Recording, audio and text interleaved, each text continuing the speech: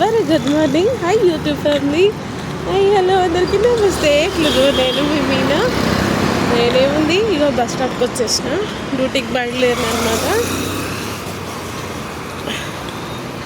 అయితే రోజు కొంచెం లేట్ అయిపోతుంది, అందుకని తొందరగా అనుకుంటున్నా. రోజు అదే టైం అయిపోతుంది.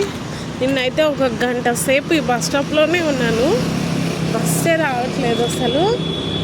అమ్మ బాబాయ్, అందుకని ఇప్పుడు తొందరగా బయలుదేరాను ఇంకా కొంచెం, ఎందుకంటే మా ఆంటీ లేదు డ్యూటీలో.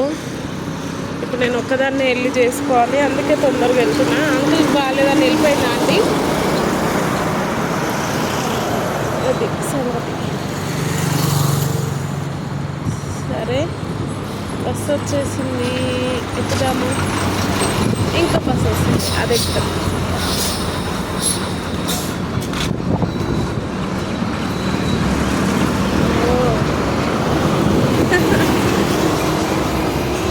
అది పోయింది, ఇది పోయింది. అయితే ఏంటంటే సీట్ ఖాళీ లేవు, అందుకే ఎక్కలేదు అనమాట. నాకు కాళ్ళు చాలా నొప్పి వస్తున్నాయి, అసలు ఎంత నొప్పి వస్తున్నాయి అంటే నాకు కాళ్ళు అంత నొప్పి వస్తున్నాయి. ఆంటీ లేదని చెప్పాను కదా, మొన్న సడన్గా 12 వరకే వెళ్ళిపోయింది ప్రొద్దున. ఇంక అప్పటి నుంచి పరుగులు వెళ్తున్నాను, చెప్తున్నా కదా. అసలు ఒక కర్రీ చేయాలంటే మనకి ఎంత ప్రాసెస్ ఉంటుంది. ఆనియన్ కడగాలి, టమాటా కడగాలి, ఫ్రిడ్జ్లో అన్ని వెతుక్కోవాలి, ఎన్ని కూరలు చేయాలో చూసుకోవాలి. ఒకటి ఫ్రై, ఒకటి కర్రీ, ఒకటి పప్పు, ఒకటి రసం, ఒకటి రోటి పచ్చడి, ఇట్లా అన్నీ వెతుక్కొని అన్నీ తీసి ఒక కర్రీ చేయాలంటే కాదు కదా. కడుక్కోవాలి, దాని స్కిన్ వేయాలి, అన్నీ బాగున్నాయా లేదా చూసుకోవాలి, పుచ్చులు మంచివి. అలా 5 కర్రీస్ చేయాలి, రైస్ చేయాలి, ఇంక ఎక్స్ట్రా ఏమైనా కావాలంటే చేయాలి. అసలు ఎంత పని అవుతుందంటే అంత పని అవుతుంది.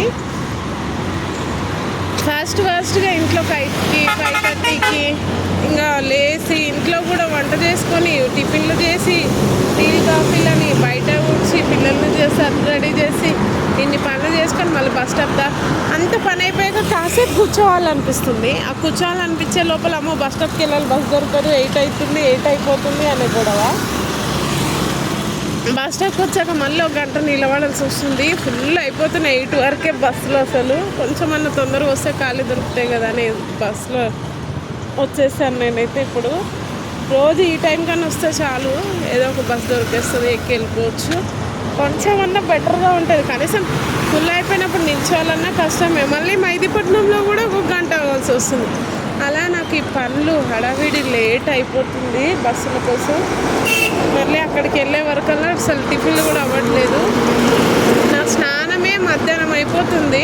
నేను స్నానం చేసేలోపు ఫస్ట్ వంట చేస్తున్నా, అంత బిజీగా ఉందన్నమాట నా పని. నా స్నానమే లేట్ అవుతుందంటే మీరు చూడండి నేను ఎంత ఉరుకులాడుతున్నానో. ఉరుకులు కాదు, పరుగులు ఎడుతున్నా. ఇట్లాంటప్పుడే ఇంట్లో కూడా వర్క్ ఎక్కువ. పిల్లలు సతాయించడు, ఈయన సతాయించడు, అరుపులు, గొడవలు, పిల్లలతో అరుపులు, ఇవన్నీ ఉంటున్నాయి. ఏం చేద్దాం.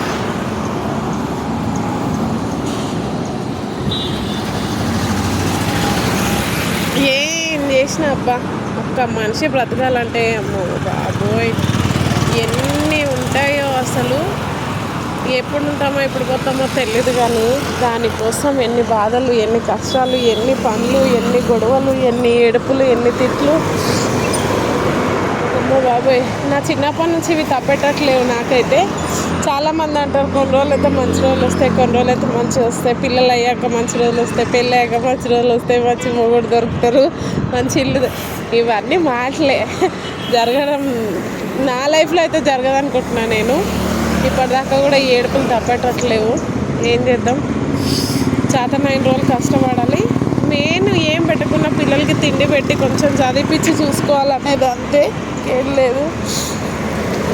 ఇప్పుడు నేను ఇప్పుడు డ్యూటీకి బయలుదేరాను, ఇంటికి వచ్చేదాకా గ్యారెంటీ ఉండదు మనుషులది. మా పిల్లల్ని జాగ్రత్తగా చూసుకోవాలి, అదొకటే నాకు.